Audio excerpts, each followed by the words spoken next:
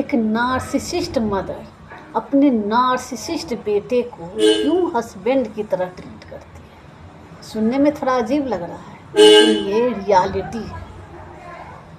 अगर पार्टी में जाना हो, वो बहू को नहीं जाने देगी, खुद जाती है। रेस्टोरेंट जाना हो, या फिर मूवी देखने जाना हो, या फिर शॉपिंग करने जाना हो, कहीं पर भी जाना हो, वो खुद जाती है, लेकिन बहू को कहीं पर भी नहीं जाने देती। अगर वहीं पे उसकी वाइफ बोले कि आप मेरे साथ इस तरह से क्यों करती हो, तो वही उसका बेटा क्या बोलेगा कि तुम ना मेरी माँ की खुशी बर्दाश्त ही नहीं कर सकते, तुम खुश देख ही नहीं सकते, तुम सिर्फ घर तोड़ने के लिए आई, तुम चाहती ही नहीं हो कि मेरी बहन के अच्छे घर में शादी हो, तुम तो सिर्फ पैसा हड़पने के लिए आई। इस तरह से वो बोलेगा। आपको होता होगा कि कैसे हो सकता है, लेकिन ये बहुत से बहू बेटियों के साथ घर घर में, बहुत घर में हो रहा है, लेकिन लोग समझ नहीं पाते। मैं आपको ना एक रियल घटना के साथ मतलब एक स्टोरी सुनाती हूँ। मेरे घर के जहाँ पे मैं ना रेंट पे रहती थी, उसके ठीक सामने में एक लड़की रहती थी। उसकी ना शादी हुई। शादी के 6 से 7 दिन के बाद में उसके साथ ना इसी तरह का ट्रीट हुआ। वो शादी के 1 महीने बाद आई, तब वो बता रही थी। उसकी सास क्या करती है, अगर हस्बैंड वाइफ दोनों सोए रहे ना, तो उस घर रूम का गेट का जो कुंडी होता है वो तोड़ दी, खुद उस रूम में आकर के सो जाती थी और मुझे फर्श पे सुला देती थी। हर रोज़ इसी तरह से करती थी।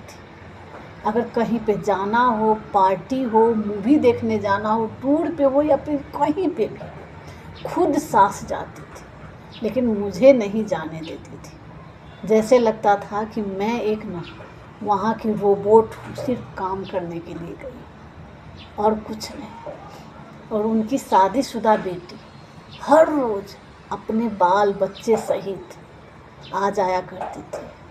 सुबह में खाना खाती थी, रात का खाना खाती थी, और उसके बाद चली जाती थी अपने घर सोने के लिए। और अगर वाइफ बोली, मतलब वही लड़की, कि आपकी बहन कभी कभार आए तो क्या हो गया, अच्छा लगता है उस तरह से, हर रोज़ आना तो अच्छा नहीं लगता।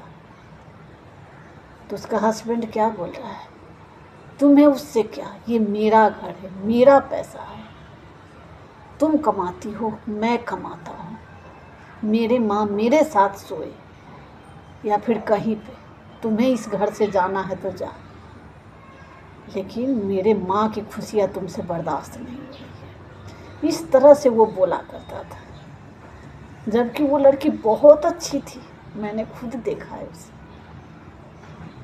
वो बोलती थी, कैसे मैं पापा को बताऊं, मेरे पापा हार्ट पेशेंट है। उसने मुझसे कहा, मैंने कहा कि धीरे धीरे बता करके देखो, क्योंकि तुम्हारी मम्मी वैसी नहीं है। लेकिन वो बोलती थी नहीं, अगर उसकी मम्मी को एक बार मैंने भनक दिया तो कोई भी मतलब विश्वास नहीं करता है ना। नार्सिसिस्ट लोग समझते ही नहीं कि नार्सिसिस्ट होता क्या है, मतलब दूसरे लोग नार्सिसिस्ट के बारे में नहीं समझते। उसने अपने मम्मी से, मतलब मैंने ही उसकी मम्मी से कहा थोड़ा, तो नहीं, ये हर घर का कहानी है। अभी तो सब कुछ ठीक हो गया है, अपनी बेटी को ले आई है, लेकिन उस वक्त नहीं ले पाई, मतलब लेकर आ पाई थी।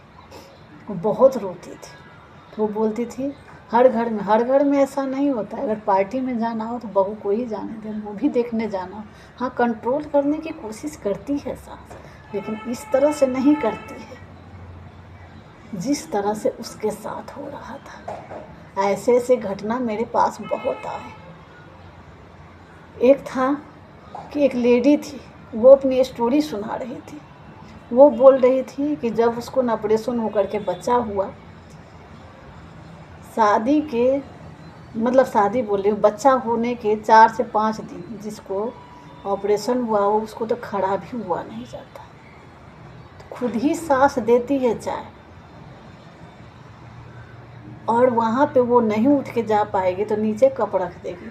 तो बेटे को बोल रही है, तुम्हारी तो वाइफ ना चाय पीती है वहीं पे छोड़ देती है।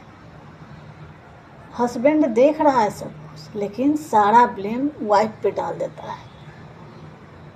वो बोल रही थी कि एक बार पकौड़ा बनाने गई, पकौड़ा ना अपनी सास से बोली कि पतला चाहिए कि मोटा आलू। उसकी सास ने बोला मोटा आलू। वो मोटा मोटा काट दी और नीचे ना अपने सास के कपड़े धोने चली गई। जब ऊपर आई ना तो उसके सास ने जानबूझ के उस पकौड़े को तेज ताव पे बना दिया। पतला रहता है तो तेज ताव ठीक है, लेकिन शुरू में तेज रहता है, लेकिन थोड़ा सिझाने के लिए तो लो करना पड़ता है ना। तो उसका हस्बैंड देख रहा है और क्या बोल रहा है, सारी तुम्हारी गलती है, तुम ही की, तुम्हारी वजह से ऐसा हुआ, तुम ही ने ऐसा किया। और जबकि देख रहा है, वो बोली कि मैं नाश्ता बना दिया करती थी, वहीं पर हस्बैंड रहते थे, और सास क्या बोलती है, मेरे लिए नाश्ता नहीं बना रही थी। तो वो वहीं पे चिल्ला देता था कि क्यों नहीं नाश्ता बनाई। तो जो मैं आपको स्टोरी बता रही थी कि उस तरह के क्यों करते हैं सास, तो बाद में पता चला कि उसके हस्बैंड नार्सिसिस्ट माँ भी है, और उससे ज़्यादा भी हाई लेवल का नार्सिसिस्ट अगर उसका पापा है, तो वो क्या करते हैं, इमोशनल अब्यूज करते हैं अपनी वाइफ के साथ। तो जब बेटा पैदा हुआ ना, तो उसके दिमाग में क्या आया कि ये मेरा खिलौना है और इसको कोई छीन नहीं सकता। तो वो उसको धमकी दिया करती थी बचपन से कि तुम ऐसा करोगे तो मैं घर छोड़ के चली जाऊंगी, मैं ऐसा करूंगी। लेकिन कोई भी बेटा गलती कर दे तो वाही करती थी, प्रिंस की तरह ट्रीट करना कि वो मेरे हाथ में कठपुतली की तरह चले, मैं जो करती हूँ सब सही रहता है, तुम्हारे भलाई के लिए करती हूँ। तो उसके दिमाग में वही बैठता चला गया। तो वो कभी नहीं चाहेगी कि मेरा खिलौना कोई छीने, इसीलिए वो न अपने बेटे को हस्बैंड की तरह ट्रीट करते हैं। तो अगर इस तरह की प्रॉब्लम ना आपके साथ भी हो रहा है तो संभल जाएं। वो आपकी नार्सिसिस्ट सास है, वो आपका नार्सिसिस्ट हस्बैंड है, और वो बहनें हो, ननद हो या फिर ससुर हो, सब नार्सिसिस्ट है। तो वहाँ पे आपको ना धीरे धीरे धीरे करके मार दिया जाएगा, या फिर पूरी तरह से जैसे सुनते हैं ना टीवी में, न्यूज़ सब में, जला के मार देते हैं, फांसी पे लटका के मार देते हैं, या फिर कुछ भी करते हैं। तो हर घर में ऐसा नहीं होता है, या फिर थोड़ा थोड़ा पॉइजन दे के मारते हैं, इमोशनल अब्यूज करके। तो वहाँ पे आप फैमिली को भी बताओगे ना तो यही बोलेंगे कि हर घर की कहानी है, क्योंकि उन लोगों को पता ही नहीं है कि नार्सिसिस्ट किसे कहते हैं। तो अगर इस तरह की प्रॉब्लम हो रही है ना, तो किसी को भी ब्लेम ना करे, ना कुछ करे, खुद की सेल्फ रिस्पेक्ट समझे। अगर हो सके तो धीरे धीरे उनसे डिस्टेंस बनाए, वही अच्छा है। और धीरे धीरे अपने मम्मी पापा या फिर किसी को, या फिर अपने ऊपर काम करें। अगर कोई ना समझे तो तभी आप इसमें से निकल पाओगे, नहीं तो जीते जी मर जाओगे।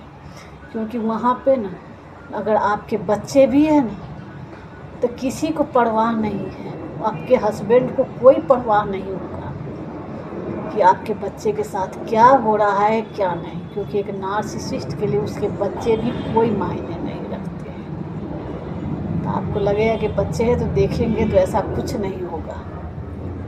ऊपर से साउंड आ रही है, एरोप्लेन जा रही है, इसलिए मैं बाहर में बालकनी में हूँ। तो अगर आपके साथ ऐसा हो रहा है तो आप संभल जाना और अपने कैरियर पे काम करना, क्योंकि एक नार्सिसिस्ट पार्टनर होना नहीं बहुत बड़ा नहीं, दुर्भाग्य की बात है, एक श्राप है, श्राप। अपने फाइनेंस पे काम करना शुरू कर दे, धीरे धीरे एक एक पैसा जमा करना स्टार्ट कर दे। और जिसको भी ये वीडियो अच्छी लगी हो तो लाइक कमेंट शेयर ज़रूर करें कि दूसरे तक पहुँचे। और लोगों के समझ में नहीं आ रहा है तो मेरे बायो में जा कर के व्हाट्सएप में मैसेज करें, अगर पर्सनल सेशन लेनी है तो। नहीं तो कमेंट करें, कोई पॉइंट छूटा है तो मैं उस पर वीडियो ज़रूर बनाऊँगी। और खुश रहे, अपनी सेल्फ रिस्पेक्ट के साथ।